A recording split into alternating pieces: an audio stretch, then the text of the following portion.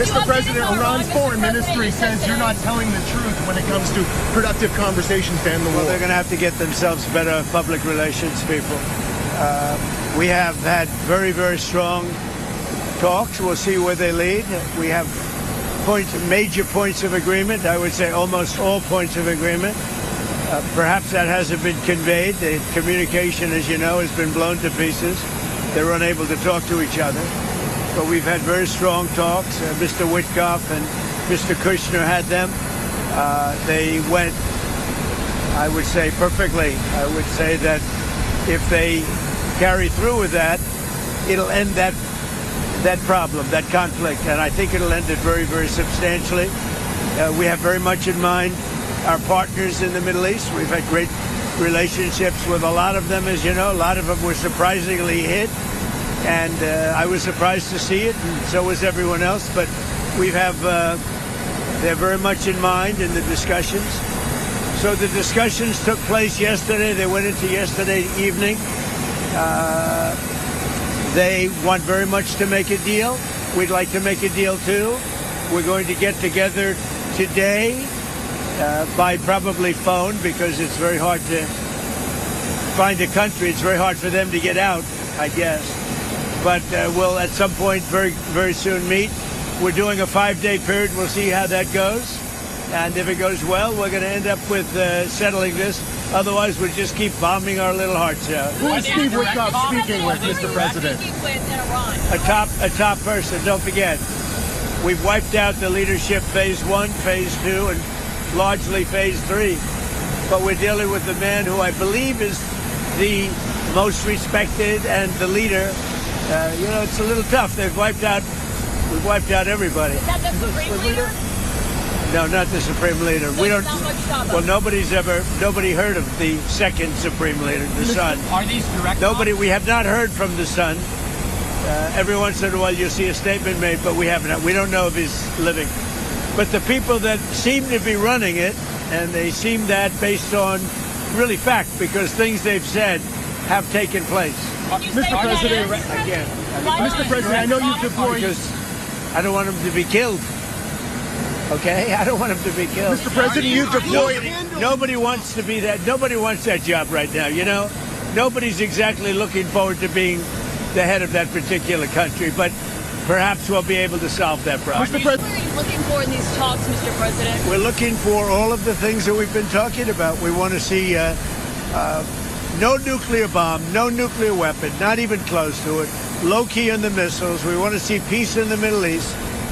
We want the nuclear dust. We're going to want that, and I think we're going to get that. We've agreed to that. Yeah, we've agreed to that. You want the enriched uranium before you can end this And we war. want no enrichment, but we also want the enriched uranium. If this happens, it's a great start for Iran to build itself back, and it's everything that we want. And it's also great for Israel, and it's great for the other Middle Eastern countries, Saudi Arabia, UAE, Qatar, all of them, Kuwait and Bahrain in particular. So it's great for all of them. If these talks go well and you reach a ceasefire agreement with Iran, do you believe Israel would abide by that agreement?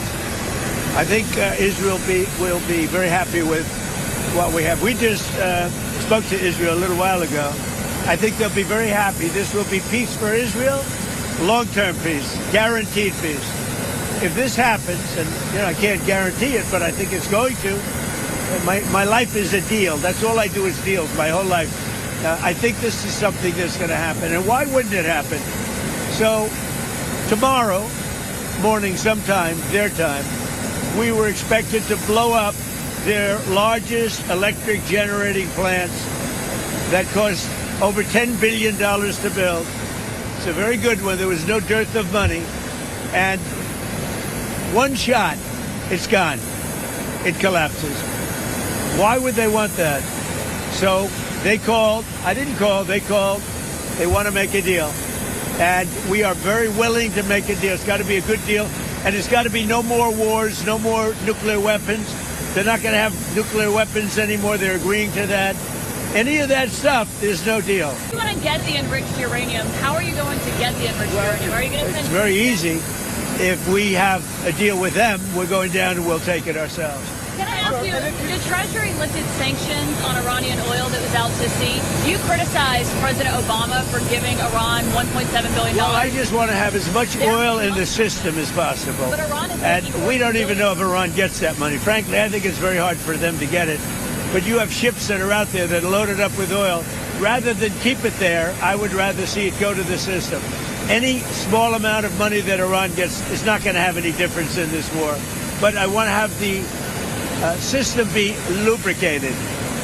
Even $14 billion, you don't think helps them? Where's the $14 billion? Because the inflated price, they get $14 billion from the... I don't think they're getting the money. Oil. I could tell you, when this is all over, I will tell you who's getting the money. Mr. President, the Marines from California, given that it'll take them weeks to arrive, is the intention to police the strait or take cars? What are you talking about? Well, it's been reported that there are Marines that left California, left San Diego last week, or at the end of the week. Why are they headed there now? Well, let me ask you this. If you were in my position and I asked you that question, do you really believe I'd give you that? It's a crazy question. Mr. President, We don't talk about strategy. If you obliterated their nuclear sites last summer with your strikes, then how can you argue it was an imminent threat now? Oh, we hit them so hard we obliterated them. But that doesn't mean with the right equipment you can't dig down and go get it. We don't want that, and we won't have that. But we obliterated that site. They still haven't been able to get it. That was a complete success. But if it wasn't, they would have had. If we didn't hit them, if we didn't use the B-2 bombers, which are unbelievable, we just ordered 22 more of them.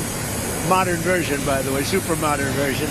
If we didn't hit them with the B-2 bombers, they would have had, within 2 weeks of that attack, that's why we hit them, because we knew they would have had a nuclear weapon. They would have used it on Israel and the entire Middle East.